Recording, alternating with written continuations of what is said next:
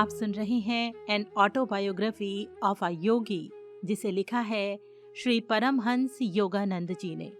चलिए सुनते हैं प्रकरण 31, पुण्यशीला माता से भेंट। पूज्य माता जी, जब मैं नन्हा सा था तभी आपके अवतारी पति का आशीर्वाद मुझे प्राप्त हो गया था। वे मेरे माता पिता और मेरे गुरु श्री युक्तेश्वर जी के भी गुरु थे। अतः क्या आप अपने पावन जीवन के कुछ प्रसंग सुनाकर मुझे धन्य करेंगी? मैं लाहिड़ी महाशय की धर्म पत्नी श्रीमती काशी मणि से बात कर रहा था। मैं थोड़े समय के लिए बनारस में था, अतः इस पूज्य महिला से मिलने की अपनी चिरकालीन आकांक्षा पूर्ण कर रहा था। बनारस के गरुणेश्वर मोहल्ले में लाहिड़ी परिवार के घर में उन्होंने अत्यंत प्रेम के साथ मेरा स्वागत किया। वृद्ध होने पर भी वे कमल की तरह खिली हुई थीं। आध्यात्मिक सुगंध उनसे निसृत होती थी। उनका शरीर मध्यम आकार का गौर वर्ण था, गर्दन पतली और नेत्र विशाल तेजस्वी थे। तुम्हारा यहाँ स्वागत है बेटा, ऊपर चले। माताजी मुझे अपने साथ एक अत्यंत छोटे कमरे में ले गईं, जहाँ कभी वे अपने पति के साथ रहती थीं। उस पवित्र स्थल के दर्शन कर मैं धन्य हुआ, जहाँ अद्वितीय गुरु ने वैवाहिक जीवन की मानवीय लीला करना स्वीकार किया था। दयामती माता ने उनके पास ही एक छोटी सी गद्दी पर बैठने का मुझे संकेत किया। कई वर्षों बाद ही मुझे अपने पति की दैवी महानता की पहचान हो पाई। उन्होंने बताया, एक रात इसी कमरे में मुझे एक स्पष्ट स्वप्न दिखा। तेजस्वी देवता अकल्पनीय मोहकता के साथ मेरे सिर के ऊपर हवा में तैर रहे थे। वो दृश्य इतना वास्तविक लग रहा था कि मैं तत्काल जाग उठी। बड़ी विलक्षण बात थी कि ये कमरा दीप्तमान प्रकाश से भर गया था। पद्मासन में स्थित मेरे पति देव कमरे के बीचों बीच देवताओं से घिरे हवा में थे। अत्यंत विनम्रता के साथ देवता दोनों हाथ जोड़कर मेरे पति का पूजन कर रहे थे। मैं इतनी विस्मित हुई कि मुझे लगा मैं अभी भी स्वप्न में ही हूं। तभी लाहिड़ी महाशय ने कहा, नारी, तुम सपना नहीं देख रही हो। अपनी निद्रा हमेशा हमेशा के लिए त्याग दो। जब वे धीरे धीरे जमीन पर उतर आए तो मैंने उनके चरणों में साष्टांग प्रणाम किया। मैंने कहा, मेरे गुरुदेव, आपके चरणों में मैं बारंबार प्रणाम करती हूँ। अब तक मैंने आपको अपना पति माना, इसके लिए क्या आप मुझे क्षमा करेंगे? ये जानकर मैं लज्जा से मरी जा रही हूँ कि मैं एक दिव्य रूप से जागृत पुरुष के साथ रहते हुए भी अज्ञान की नींद में सोती रही। इस रात से आप मेरे पति नहीं, गुरु हैं। क्या आप इस तुच्छ अबला को अपनी शिष्या के रूप में स्वीकार करेंगे? गुरुदेव ने मुझे सब प्रेम स्पर्श किया। पवित्र आत्मा, उठो, तुम्हें स्वीकार किया जाता है। उन्होंने देवताओं की ओर इंगित किया। इन पूज्य संतों में से प्रत्येक को बारी बारी से प्रणाम करो। जब मैंने विनम्रता से सबको प्रणाम कर लिया तो एक साथ सभी देवताओं की वाणी गूंजी, जो प्राचीन वेदघोष के समान थी। इस दिव्य पुरुष की अर्धांगिनी, आप धन्य हैं। हम आपको प्रणाम करते हैं। उन्होंने मेरे चरणों में प्रणाम किया और आश्चर्य, उनके दिव्य शरीर अदृश्य हो गए। कमरे में अंधेरा छा गया। मेरे गुरुदेव ने मुझसे क्रिया योग दीक्षा लेने के लिए कहा। बेशक, मैंने कहा, मुझे खेद है कि इससे पहले ही मैंने इस सौभाग्य को क्यों नहीं प्राप्त किया। तुम्हारा समय नहीं आया था। लाहिड़ी महाशय ने मुस्कुराते हुए मुझे सांत्वना दी। तुम्हारे बहुत से कर्मों को नष्ट करने में मैं चुपचाप तुम्हारी सहायता कर रहा था। अब तुम इच्छुक भी हो और तैयार भी। उन्होंने मेरे ललाट का स्पर्श किया। घूमते हुए प्रकाश पुंज मुझे दिखाई देने लगे। धीरे धीरे वो सारा प्रकाश जगमगाते नीले रंग के आध्यात्मिक नेत्र में परिवर्तित हो गया। उसके चारों ओर सुनहरा गोल था और बीच में एक सफेद पंचकोणीय तारा। अपनी चेतना को उस तारे में से अनंत के साम्राज्य में ले जाओ। मेरे गुरु के स्वर में एक नवीनता थी जो दूर से सुनाई दे रहे संगीत के समान कोमल लग रही थी। एक के बाद एक दृश्य समुद्र की फेनिल लहरों के समान मेरी आत्मा के तट से आकर टकराने लगे। अंततः चारों ओर दिखते उन दृश्यों के मंडल परमानंद के सागर में विलीन हो गए। नित्य हिलोरे मारती उन आनंद लहरों में मैं खो गई। कई घंटों बाद जब मैं इस जगत की चेतना में लौट आई तो गुरुदेव ने मुझे क्रिया योग की प्रविधि बताई। उस रात के बाद लाहिड़ी महाशय फिर कभी मेरे कमरे में नहीं सोए। वे उसके बाद कभी सोए ही नहीं। दिन रात नीचे सामने के कमरे में अपने शिष्यों के साथ ही रहते थे। इतना बताने के बाद माता काशीमणि चुप हो गईं।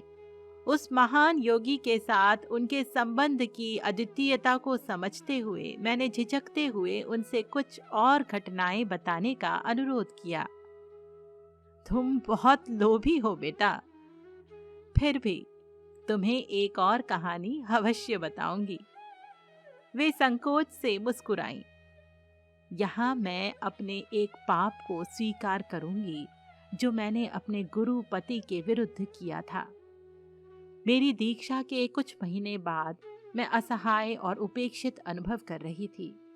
एक सुबह लाहिड़ी महाशय इस छोटे से कमरे में कोई वस्तु लेने के लिए आए। मैं तुरंत उनके पीछे ही यहाँ पहुँच गई। माया के वशीभूत होकर मैंने उन्हें अत्यंत कठोर शब्दों में संबोधित किया। आप अपना सारा समय अपने शिष्यों के साथ बिताते हैं। अपनी पत्नी और बच्चों के प्रति आपके दायित्वों का क्या?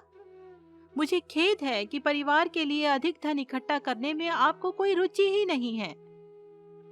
गुरुदेव ने एक पल के लिए मुझे निहारा, फिर लो, वे अदृश्य हो गए। विस्मयचकित और भयग्रस्त मुझे एक आवाज कमरे के प्रत्येक भाग से गूंजती सुनाई दी। क्या तुम देखती नहीं कि ये सब केवल शून्य है? मुझ जैसा शून्य तुम्हारे लिए धन कैसे उत्पन्न कर सकता है? मैं बिलख उठी।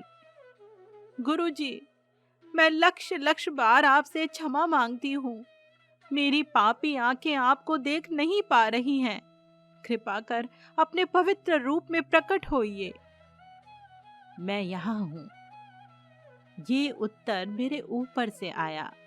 मैंने ऊपर दृष्टि घुमाई तो गुरुदेव को हवा में प्रकट होते देखा। उनका सिर छत को छू रहा था। उनकी आंखें चौंधिया देने वाली अग्नि ज्वालाओं के समान थीं। जब वे चुपचाप जमीन पर उतर आए तो मैं भयाक्रांत होकर सिसकते हुए उनके चरणों में लौट गई। उन्होंने कहा, नारी, तुच्छ सांसारिक चमक दमक की नहीं, दिव्य परम धन की कामना करो। जब अंतर की निधि को पा लोगी तो बाह्य पूर्ति सदैव अपने आप होते देखोगी। फिर उन्होंने कहा, मेरा एक आध्यात्मिक पुत्र तुम्हारी व्यवस्था कर देगा। मेरे गुरु के शब्द सत्य तो सिद्ध होने ही थे। एक शिष्य हमारे परिवार के लिए काफी धन दे गया। मुझे अपने अद्भुत अनुभव बताने के लिए मैंने माता काशीमणि का धन्यवाद किया।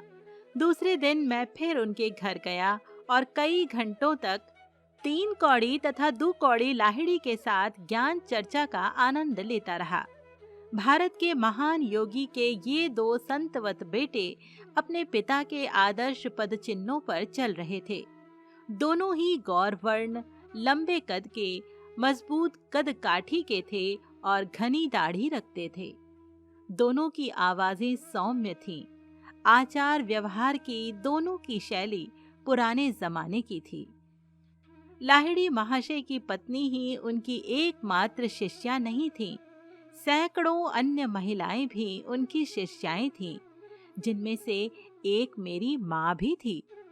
एक बार एक शिष्या ने लाहिड़ी महाशय से उनकी एक फोटो मांगी।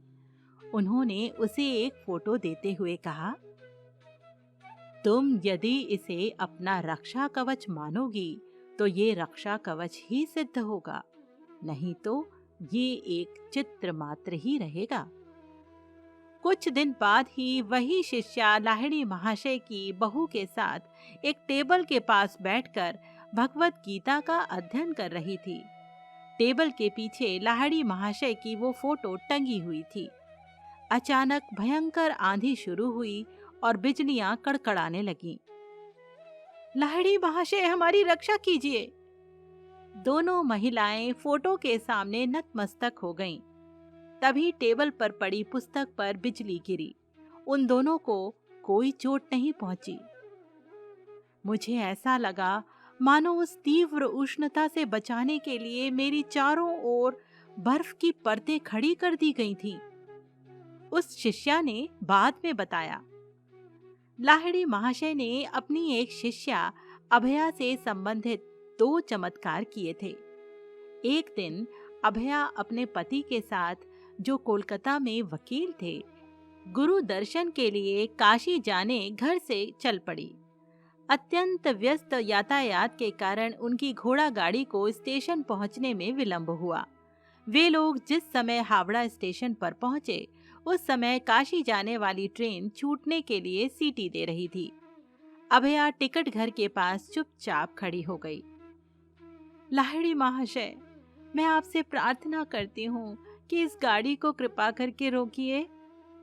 वो मन ही मन प्रार्थना कर रही थी।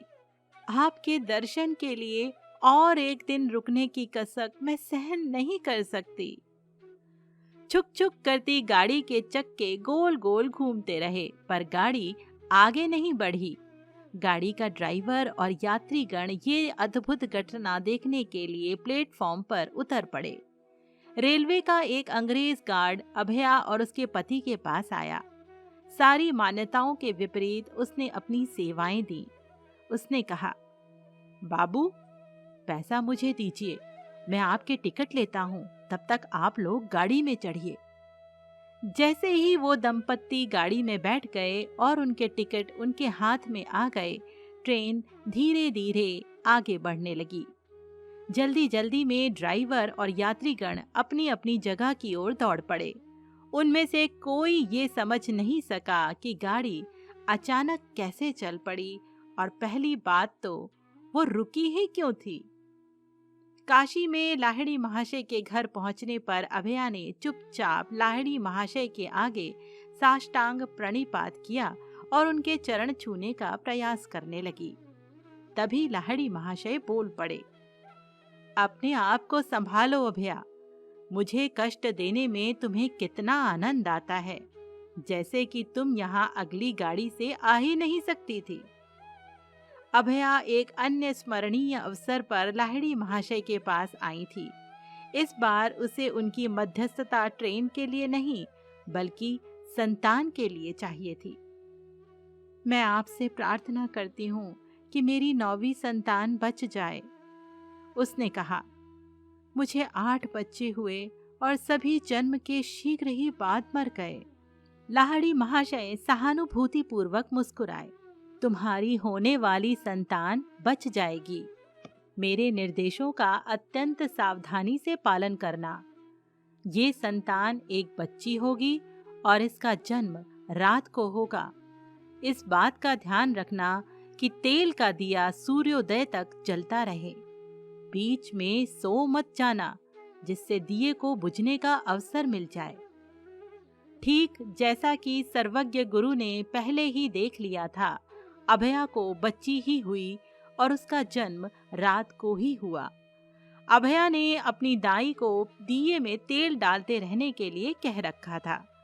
दोनों महिलाओं ने करीब भोर तक जागकर अनिवार्य पहरा रखा, परंतु आखिर सो गईं। दिए का तेल लगभग समाप्त हो गया था। उसकी ज्योत मंद होकर फड़फड़ा रही थी। कमरे के द्वार की कुंडी खुल गई और जोर की आवाज के साथ दरवाजा खुल गया। चकित महिलाएं जाग गईं। उनकी आश्चर्यचकित आंखों ने लाहिड़ी महाशय के स्वरूप को देखा।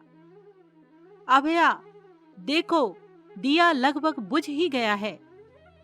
उन्होंने दिए की ओर इशारा किया, जिसमें दाई तुरंत तेल डालने लगी। जैसे ही दिए की लौ तेज हो गई, लाहिड़ी महाशय अंतर्धान हो गए। दरवाजा अपने आप बंद हो गया। कुंडी बिना किसी दृश्यमान साधन के अपने आप लग गई। अभया की 9वीं संतान बच गई। 1935 में जब मैंने उसके बारे में पूछताछ की, तब भी वो जीवित थी। लाहिड़ी महाशय के एक शिष्य आदरणीय श्री काली कुमार राय ने मुझे गुरु के साथ बिताए अपने जीवन के अनेक रोचक किस्से सुनाए थे। राय ने मुझे बताया, मैं प्रायः वाराणसी में लाहिड़ी महाशय के घर एक साथ कई सप्ताहों तक अतिथि बनकर रहता था। मैं देखा करता था कि अनेक साधु संत, दंडी स्वामी आदि रात्रि की नीरवता में गुरुदेव के चरणों में बैठने के लिए आते थे। कभी कभी वे ध्यान की या दार्शनिक तत्वों की चर्चा भी छेड़ देते थे। अरुणोदय के आसपास वे सब महात्मा गण वहां से प्रस्थान करते थे। मैं जब जब भी वहां रहा, तब तब मैंने देखा कि लाहिड़ी महाशय एक बार भी कभी सोने के लिए नहीं लेटे। गुरुदेव के साथ संबंध के प्रारंभिक काल में मुझे अपने मालिक का विरोध सहना पड़ा। मेरे मालिक घोर भौतिकवादी थे। अपने कर्मचारियों में मुझे कट्टर धर्मांध लोग नहीं चाहिए। वे तिरस्कार के साथ कहा करते थे, तुम्हारे पाखंडी गुरु से कभी मेरी मुलाकात हो गई तो मैं उसे कुछ ऐसा सुनाऊंगा कि उसे याद रहेगा। इस धमकी का मेरे नियमित कार्यक्रम पर कोई असर नहीं पड़ा। मैं प्रायः प्रतिदिन की शाम अपने गुरु की सेवा में व्यतीत करता। एक शाम मेरे मालिक मेरे पीछे पीछे आए और धृष्टता से लाहिड़ी महाशय की बैठक में घुस गए। बेशक वे अपने कथन के अनुसार लाहिड़ी महाशय को कुछ उल्टा सीधा कहने के लिए ही आए थे। जैसे ही वे वहां बैठ गए, लाहिड़ी महाशय ने वहां उपस्थित लगभग 12 शिष्यों के दल को संबोधित करना शुरू किया। तुम सबको सिनेमा देखना है? जब हम लोगों ने हाँ में सिर हिलाया तो उन्होंने बैठक में अंधेरा करने के लिए कहा। मंडलाकार में एक के पीछे एक बैठकर अपने हाथ को अपने आगे बैठे आदमी की आंखों पर रखो। उन्होंने कहा। मुझे ये देखकर कोई आश्चर्य नहीं हुआ कि मेरे मालिक भी अनिच्छा पूर्वक ही क्यों न हो लाहिड़ी महाशय के निर्देशों का पालन कर रहे थे। कुछ क्षण बीतने के बाद लाहिड़ी महाशय ने हमसे पूछा कि हमें क्या दिखाई दे रहा था। मैंने उत्तर दिया, गुरुदेव, एक सुंदर स्त्री दिख रही है। उसने लाल किनारे की साड़ी पहन रखी है। वो समुद्र सोक की बेल के पास खड़ी है। अन्य सब शिष्यों ने भी यही वर्णन किया। गुरुदेव मेरे मालिक की ओर मुड़े। क्या आप उस स्त्री को पहचानते हैं? जी, स्पष्ट प्रतीत हो रहा था कि वे उन भावनाओं से जूझ रहे थे जो उनके स्वभाव के लिए नई थी। घर में साध्वी पत्नी के होते हुए भी मैं मूर्खों की तरह उस पर अपना धन लुटा रहा हूँ। मैं जिस उद्देश्य से यहाँ आया था उसके लिए बहुत शर्मिंदा हूँ। क्या आप मुझे क्षमा कर शिष्य के रूप में स्वीकार करेंगे? तुम यदि 6 महीनों तक सदाचार पूर्ण जीवन व्यतीत करोगे तो मैं तुम्हें स्वीकार कर लूंगा। और फिर गुरुदेव ने कहा, अन्यथा मुझे तुमको दीक्षा देनी ही नहीं पड़ेगी। 3 महीनों तक तो मेरे मालिक ने किसी प्रकार अपने आप को संयत रखा। फिर उसी स्त्री के साथ दोबारा अपना संबंध बना लिया। 2 महीनों बाद उनका देहांत हो गया। तब उनको दीक्षा देने की अनिश्चितता के बारे में गुरुदेव की गुप्त भविष्यवाणी का अर्थ मेरे समझ में आया। सुप्रसिद्ध त्रैलंग स्वामी लाहिड़ी महाशय के मित्र थे, जिनकी आयु 300 वर्ष से अधिक होने की मान्यता थी। दोनों योगी कई बार साथ साथ ध्यान में बैठते थे। त्रैलंग स्वामी की ख्याति इतनी दूर तक फैली हुई थी कि शायद ही कोई हिंदू कभी उनके विस्मयकारी चमत्कारों की किसी कहानी पर संदेह करता। यदि ईसा मसीह वापस धरती पर लौटे और न्यूयॉर्क की सड़कों पर अपनी अलौकिक शक्तियों का प्रदर्शन करते घूमें, तो लोगों में वही श्रद्धा और विस्मयाकुलता उत्पन्न होगी जो कुछ ही दशकों पहले वाराणसी की भीड़ भरी गलियों से गुजरते हुए त्रैलंग स्वामी ने उत्पन्न की थी। वे उन सिद्ध पुरुषों में से थे जिन्होंने समय के क्षयकारी प्रभाव के विरुद्ध भारत को मजबूत बना रखा है। कई बार देखा गया कि घातक विषों को पीने पर भी त्रैलंग स्वामी पर उनका कोई असर नहीं हुआ। हजारों लोगों ने, जिनमें से कुछ आज भी जीवित हैं, त्रैलंग स्वामी को गंगा के पानी के ऊपर तैरते देखा है। कई कई दिनों तक वे पानी के ऊपर बैठे रहते थे या बहुत दिनों तक लहरों के नीचे छिपे रहते थे। भारतीय सूर्य की निर्दयी धूप में मणिकर्णिका घाट के दहकते प्रस्तर खंडों पर निश्चल अवस्था में त्रैलंग स्वामी की निर्वस्त्र मूर्ति दिखाई देना एक सामान्य सी बात थी। इन असाधारण कृतियों से त्रैलंग स्वामी लोगों को ये सिखाना चाहते थे कि मानव जीवन का ऑक्सीजन या किन्हीं विशेष परिस्थितियों और सावधानियों पर निर्भर रहना आवश्यक नहीं है। चाहे योगीराज पानी के ऊपर रहते हों या पानी के नीचे, चाहे उनका शरीर उग्र सूर्य किरणों को ललकारता हो या नहीं, उन्होंने ये सिद्ध कर दिया कि वे ईश चैतन्य के द्वारा जीते थे। मृत्यु उनका स्पर्श नहीं कर सकती थी। ये योगीराज केवल आध्यात्मिक रूप से ही नहीं बल्कि शारीरिक रूप से भी विशाल थे। उनका वजन 300 पौंड से अधिक था। उनके जीवन के प्रत्येक वर्ष का 1 पौंड। रहस्य और भी बढ़ जाता है क्योंकि वे शायद ही कभी कुछ खाते थे, किंतु सिद्ध पुरुष तो सहज ही स्वास्थ्य के साधारण नियमों का जब चाहे किसी विशेष कारण के लिए उल्लंघन कर देता है।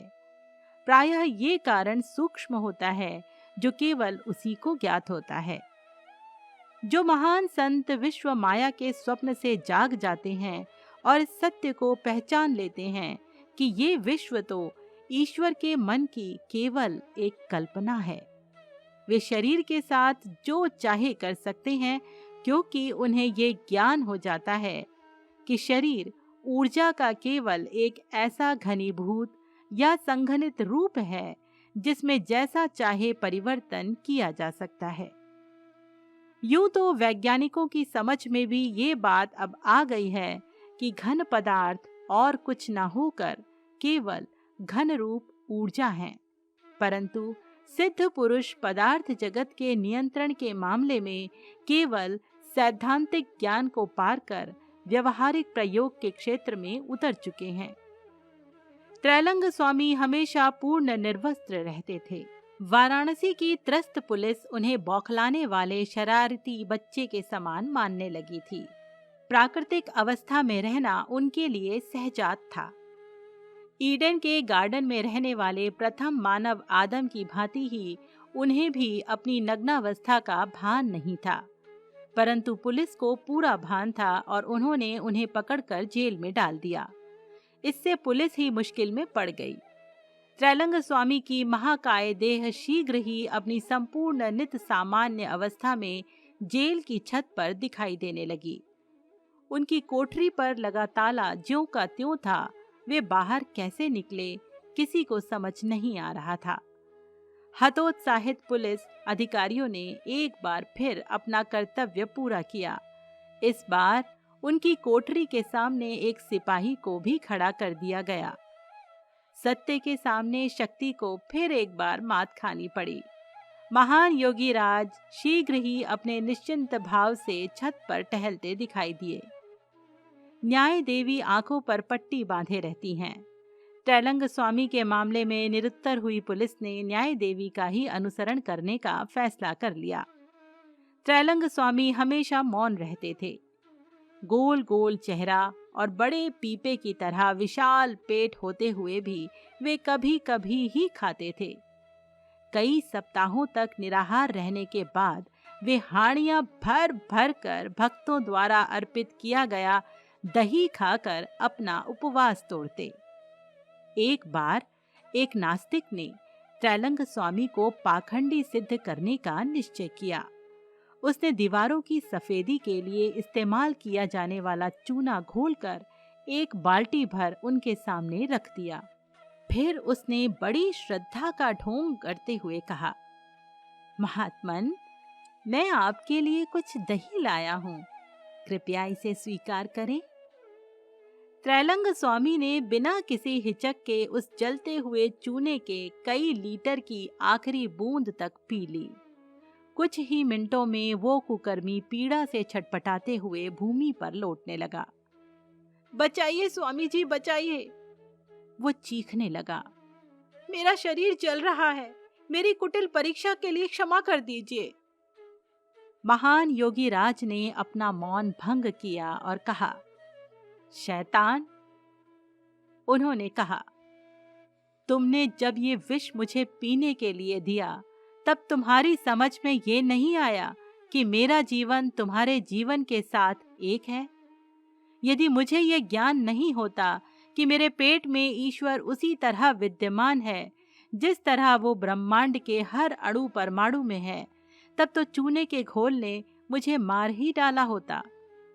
अब तो कर्म का दैवी अर्थ तुम्हारी समझ में आ गया है, इसलिए फिर कभी किसी के साथ चाल चलने की कोशिश मत करना।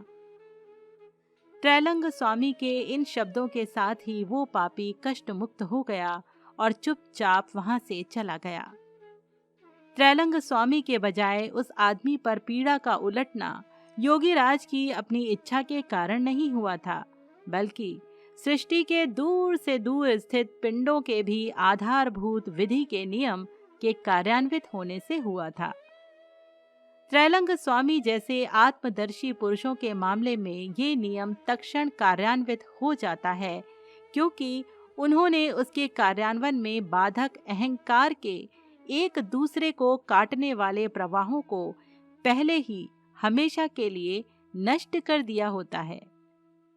ईश्वरीय न्याय की स्वयं चालित व्यवस्था, अर्थात जो प्रायः अनपेक्षित प्रकार से प्रकट होती है, जैसा त्रैलंग स्वामी और उनका हत्यारा बनने जा रहे आदमी के मामले में हुआ, में विश्वास मानवीय अन्याय के प्रति हमारे उतावले क्रोध को शांत करता है। प्रतिशोध लेना मेरा काम है। प्रभु कहते हैं, मैं ही प्रतिशोध लूंगा। मानव के क्षुद्र साधनों की आवश्यकता ही क्या है? प्रतिशोध के लिए ब्रह्मांड स्वयं ही अपने आप व्यवस्था करता है। ना समझ लोग ईश्वरीय न्याय, प्रेम, सर्वज्ञता, अमरत्व आदि के होने की संभावनाओं पर विश्वास नहीं करते। शास्त्रों के ख्याली पुलाव। इस प्रकार के नासमझ दृष्टिकोण वाले लोगों को ब्रह्मांड के विराट प्रपंच के प्रति कोई आदर श्रद्धा नहीं रहती और अपने जीवन में वे ऐसी असंगत घटनाओं का चक्र शुरू कर देते हैं कि वही चक्र आखिर उन्हें विवेक और ज्ञान को ढूंढने पर विवश कर देता है। ईसा मसीह ने यरूशलेम में अपने विजय प्रवेश के अवसर पर ईश्वरीय विधान की सर्वशक्तिमत्ता के बारे में कहा था। जब उनके शिष्य और जन समुदाय हर्ष ध्वनि कर रहे थे और नारे लगा रहे थे, स्वर्ग में शांति और ईश्वर की महिमा हो, तो कुछ रूढ़िवादी फारसियों ने इसे अशोभनीय दृश्य कहकर ईसा के पास जाकर इसका विरोध किया। उन्होंने कहा, हे गुरु, अपने शिष्यों को डांटिए।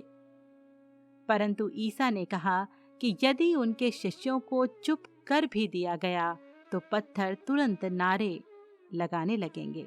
फरीसियों को लगाई हुई इस फटकार में ईसा मसीह ये स्पष्ट कर रहे थे कि ईश्वरीय न्याय केवल प्रतीकात्मक अमूर्तता नहीं है जो कभी प्रकट नहीं हो सकती, और शांत रहने वाले मनुष्य की जीभ जड़ से उखाड़ दी जाए तब भी उसे स्वयं विधि के विधान से, जो सृष्टि का आधार है, वाणी एवं सुरक्षा प्राप्त हो जाएगी।